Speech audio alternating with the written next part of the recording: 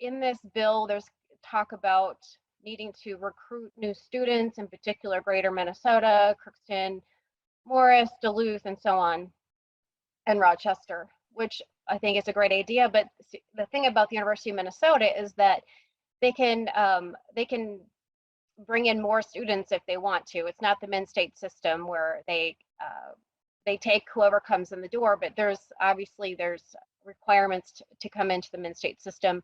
And I know that they've made some adjustments to that, and they've seen an increase in students because they wanted it. And so I'm not sure exactly what the $30 million is for. I actually had a very, very long conversation last night, with a student who desperately wants to go back to the University of Minnesota Duluth program. And so his name is Lucius, and he lives in Delano. He has been desperately trying to go back, but he is barred from continuing and finishing his engineering program because of a vaccine mandate and he just wants to do online. So he can't even sit in his own apartment doing online classes with the University of Minnesota Duluth to finish his engineering degree because he refuses to take the vaccine, which is his choice to do.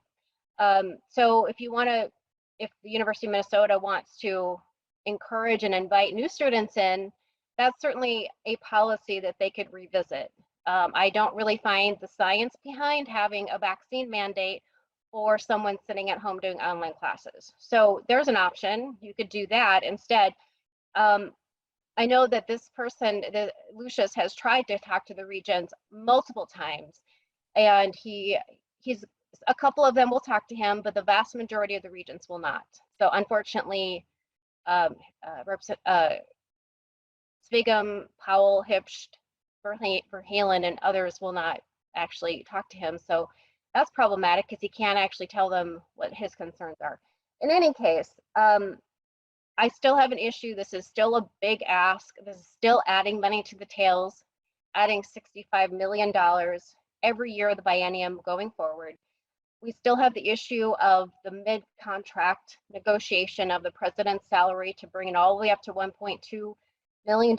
We still have the issue of 3 men's sports teams being cut to save money, which really was less than $2 million of savings, but you lost all those amazing young men who could have filled your seats, but you chose to cut those 3 men's sports teams.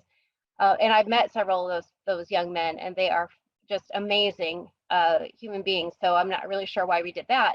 The university also cut 40 women's positions. So there's another opportunity that was lost. You could have done that. So there's lots and lots of options here short of a $65 million ask in the tails. So appropriation going forward. I have a number of concerns, and all I can say is at least it's not $250 million. Thank you, Madam Chair.